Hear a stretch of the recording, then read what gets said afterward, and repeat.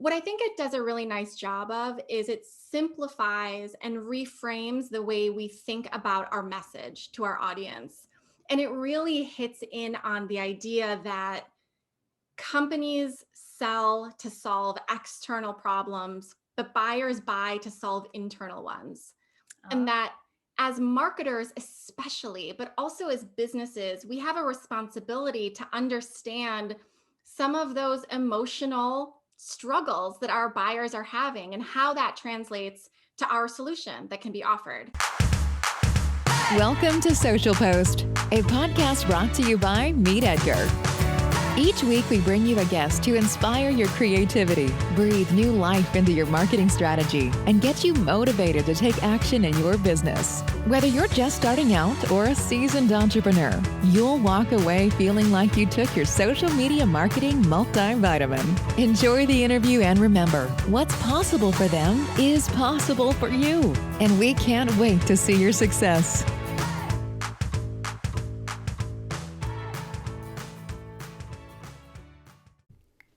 This episode of Social Post is brought to you by Meet Edgar. That's right, we're sponsoring our own podcast. We are the social media automation tool that saves you 8 hours a week on your marketing strategy and gets you off the content creation treadmill. If your social media could use a makeover, come try our category-based evergreen schedule today. We're offering a free month to Social Post listeners when you use the code SOCIALPOST upon checkout. Now, let's get back to the episode. Welcome back to Social Post, a podcast brought to you by Meet Edgar. Today, we are lucky enough to be joined by Ashley Levesque, who is actually the brand and revenue driver for a program that we love using here at Meet Edgar called Demio, that we run all of our webinars and user onboarding through. Ashley is going to be a wealth of knowledge today as she really uniquely understands the challenges associated with small businesses and marketing teams. And I'm so excited for her to share the knowledge of how you can structure a really well-established team that fosters trust and emotional intelligence within your marketing and business strategy to deliver some really top quality advice. So I'm going to go ahead and pass it over to Ashley to introduce herself a little bit more, and then we're going to get into a really fun conversation. So Ashley, go right ahead. Thank you. Wow, what an introduction, Megan. That was so nice. Really excited to be here. Thank you so much for having me. Again, my name is Ashley. I'm based out of Boston. Very cold here today. Balmy 19 degrees, I Oh my think. gosh. And I am the director of marketing over at Demio. Really excited to be talking with you today about small marketing teams and kind of what I consider sort of an infrastructure or foundation for building really great success in your marketing campaigns.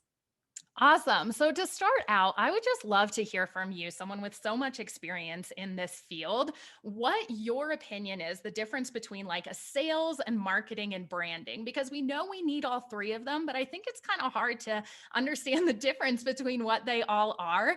And if you could start out by giving your kind of viewpoint on that, as well as some key metrics that you like to focus on for each of those areas. Yeah, such a great question. And I'm finding more and more today that these roles and departments that used to be a little bit more siloed are really blending together.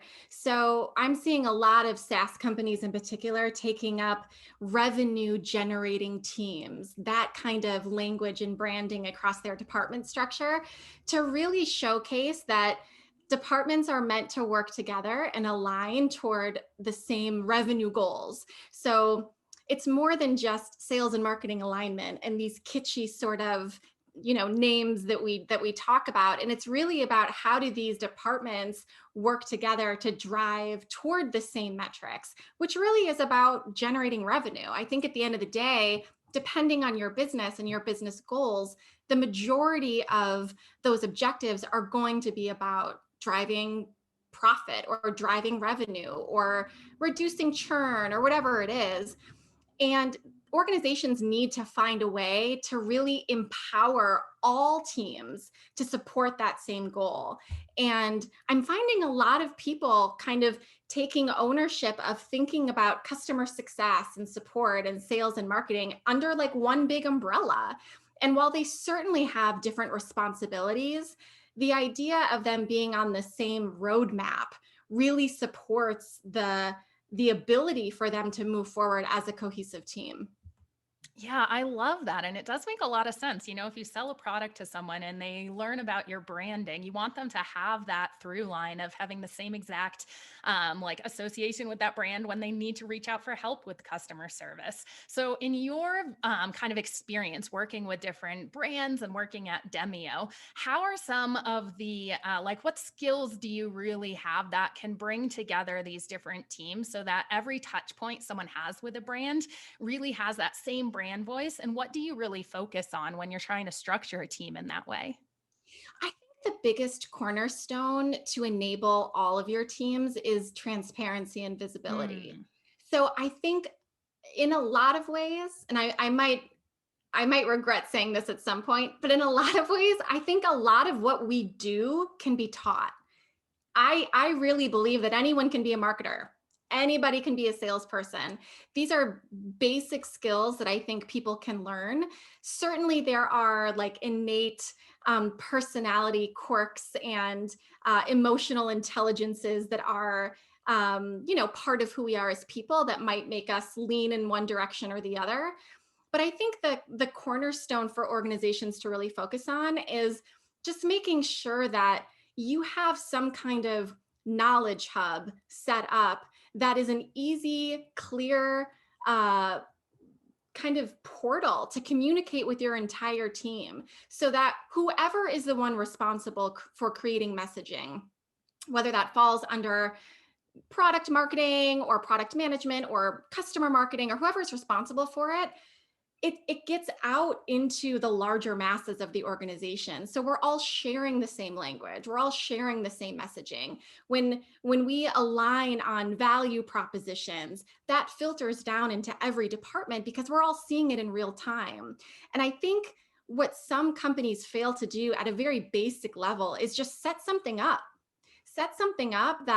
that creates that kind of infrastructure of being able to say like, this is where our stuff lives. mm. These are the people responsible for creating it, for updating it. This is how it fits into our processes, and then just letting the teams use it appropriately.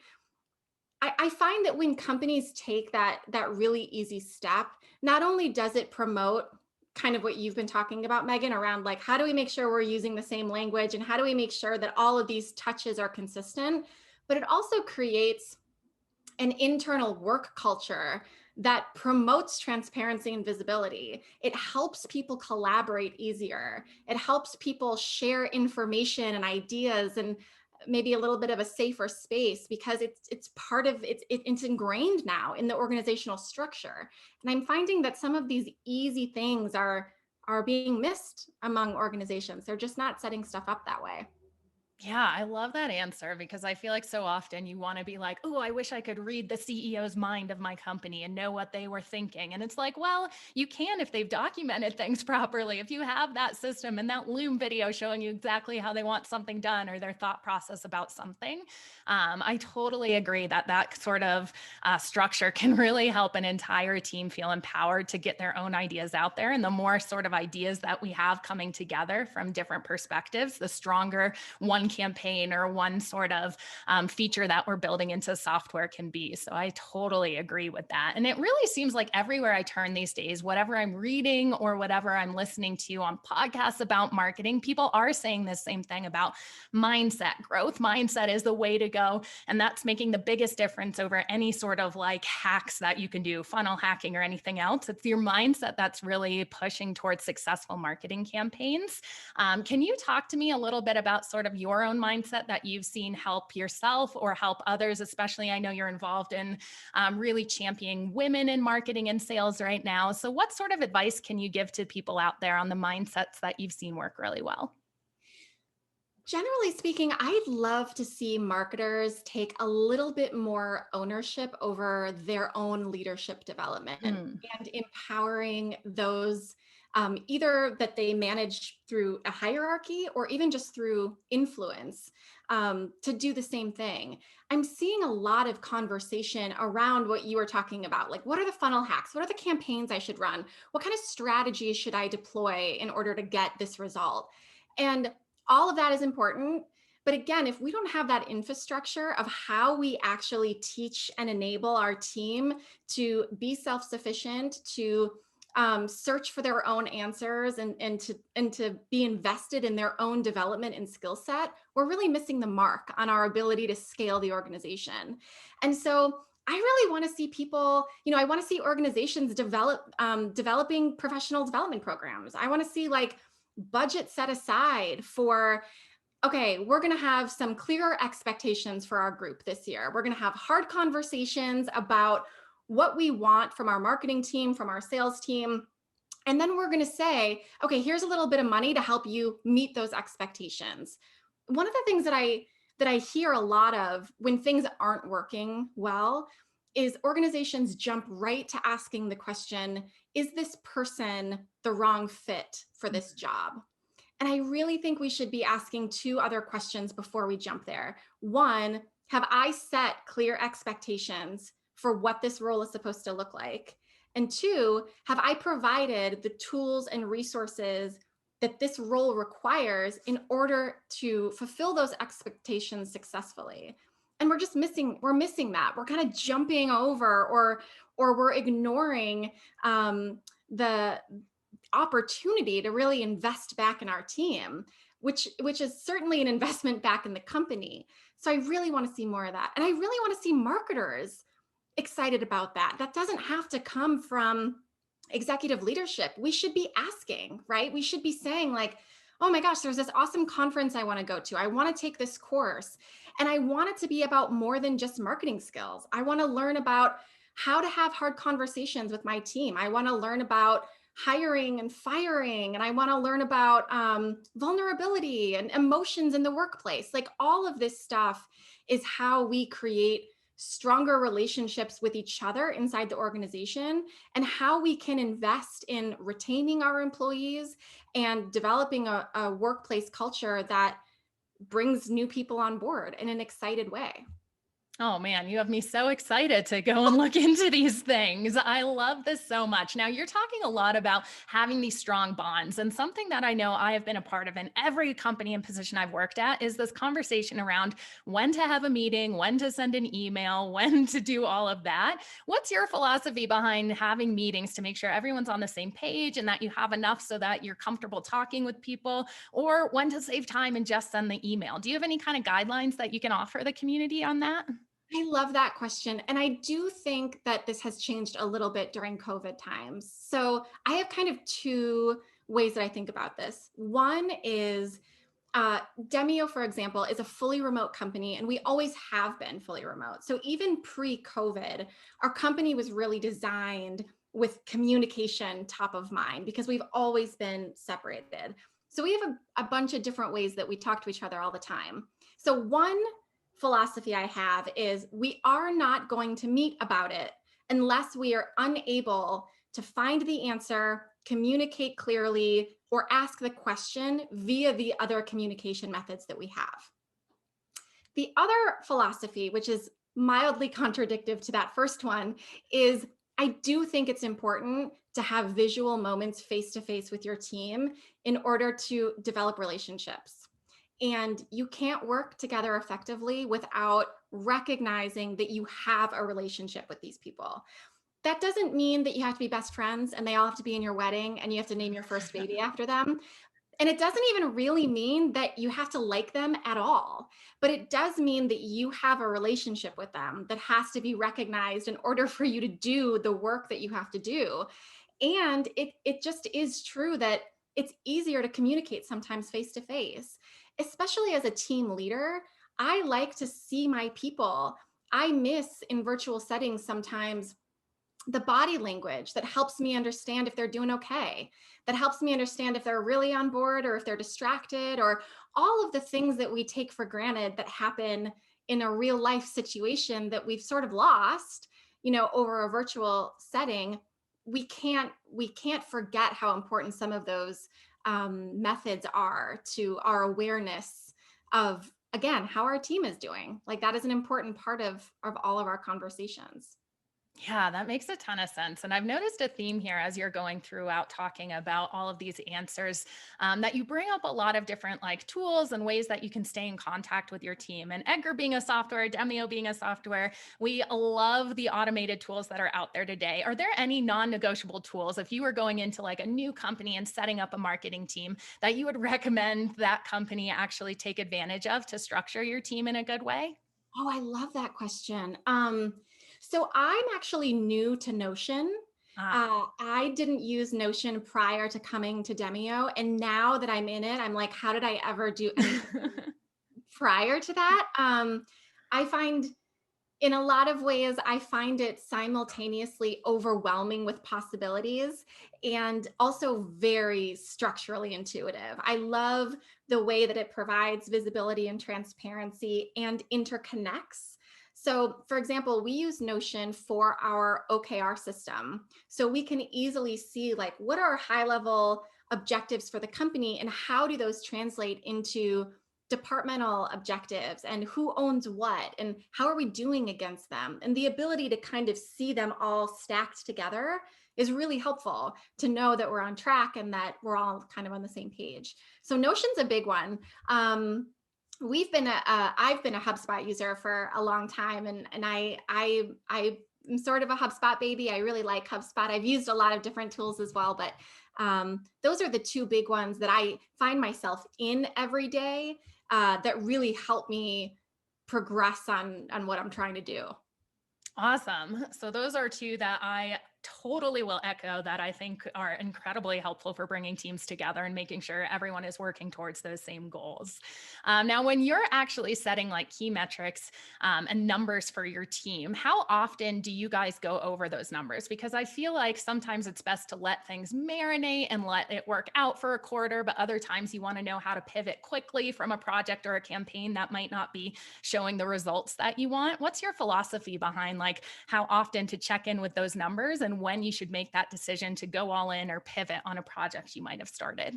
It's a great question. So I'm a big fan of having two sets of data that I'm looking at any given time. And that's me as the marketing leader, right? So I don't expect my entire marketing team to be constantly looking at these two sets of data, but my responsibility is to understand what are those high level objective numbers? How are we doing against those? So revenue, ARR, MRR, churn rate, all of those big kind of things. And then what are my campaign goals and metrics that I'm looking at on this side? So I like on a monthly basis with my team, at the end of every month, I like to revisit our OKRs and specifically our key results to say, okay, our OKRs are based on a quarter time frame. So we look at them at the end of the first month to say, okay, we're about a third of the way there. How are we doing? Are we close? Do we need to pivot? We don't work in 2-week sprints. I know a lot of companies that do and think it's really successful for them. It's not something that we've tried, but that cadence seems to work really well for us. So we look at them globally on kind of a monthly scale as a group, but I also have my eye on those and the big metrics Hmm. on a more consistent basis.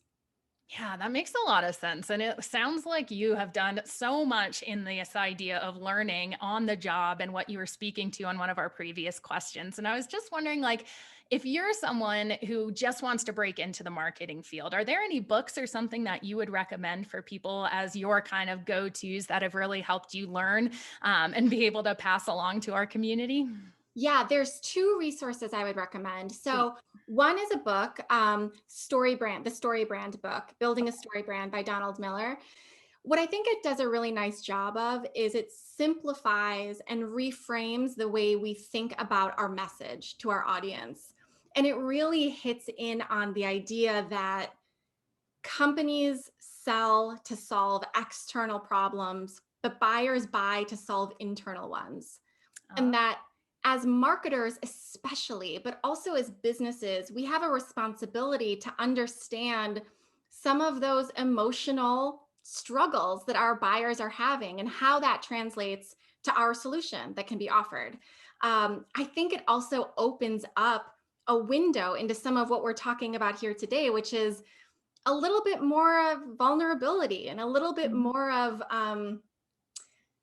emotional intelligence and how that fits inside of a framework of an organization. So, highly recommend that book. Cool. The other thing I would recommend, which isn't so much a resource as an education or learning path, is I really think that marketing operations is a really good place to start, even for entry level marketers, because I think it gets marketers familiar with KPIs and metrics right away, helps them identify what are the things that happen that bring me there, Hmm. helps you pair them with owners in your organization who needs this information and who's responsible for providing the content that's going to get us there, whatever it is. But really getting inside your CRM or your marketing automation platform, or even your webinar platform, any platform that's providing metrics for you, and digging deep into it, and being able to learn in real time how to analyze data,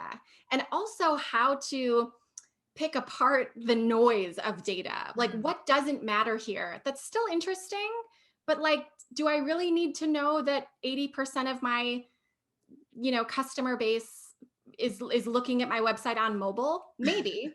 Is it going to inform a change in the way I do business? Like, am I getting rid of my website from a desktop view? Am I going to change it? If not, we don't need to be looking at it. I think that is a really great place to start for new marketers, for sure. Oh, those are great suggestions. And that was kind of a selfish question because I am totally going to take both of those and go look that up. So, Awesome. as we kind of close out here, being a social media automation tool, I would love for my last question just to be about the way you think about social media in the context of an entire marketing department. Because so often I think we can get so wrapped up in, social media numbers matter the most. We have to get so many sales from it, but we forget, there's a lot of other things to a marketing department. So, you being kind of in charge of that whole department, how do you look at social media in there? What do you pay attention to, and how do you kind of see the future of social media fitting into marketing? I love it. So I think a lot about the hook when I'm doing my marketing. I think a lot about how important we all know it is to educate our market, to talk about the value of our product, Mhm. to make sure that people love us, right? Brand affinity, and how can we get people to want to spend more time with us? And when I think about how do we first get them in the door, like how do I first get their eyes? That's when I usually turn to social.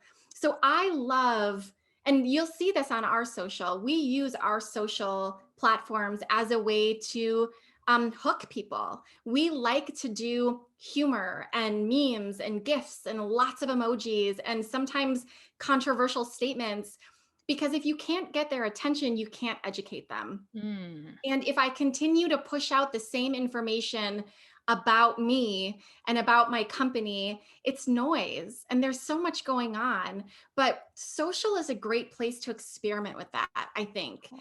And it's also so fun. It is such a fun, um, quick two-way opportunity, right? Where I think email can feel a little one way. People might be less likely to participate in what I'm sending out into the world. People love participating on social. It's like what people spend too much of their day doing, probably. So we love to pose questions and do polls and quizzes and really amp up the engagement, because I think it's fun, and it's a great way to understand our audience better too. Do you like this? Do you think this is funny? Do you want to spend more time with us? Is this something you're interested in? That's definitely how we tend to lean on social, for sure. Oh, what an amazing answer. I completely agree with the fact that the experimental mindset and the fun in it is so often lost by companies, but that is the most effective thing you can do. So, Ashley, this has been so amazing. If you just want to share where people can find out more about Demio or yourself, just to wrap it on up here, I'm sure our community would love to go further with this information. Absolutely. You can find me on LinkedIn, Ashley Levesque. Demio is at demio.com and on all social media platforms. And we'd love to talk. So please reach out. Awesome. Thanks so much for tuning in today, guys. If you want to go further, I'll put those links in the show notes. Go ahead and subscribe to Social Post for a new episode from a marketing expert every single Wednesday. And Ashley, thank you so much for your time and expertise today. Thank you, Megan. Thanks so much for tuning in, and be sure to keep the conversation going with us on social. We're at Meet Edgar on Instagram, Twitter, and Facebook. So let us know your biggest takeaway from today's episode, and don't forget to tag us. Visit www.meetedgar.com and start a free trial to up-level your social media marketing strategy today. Happy posting!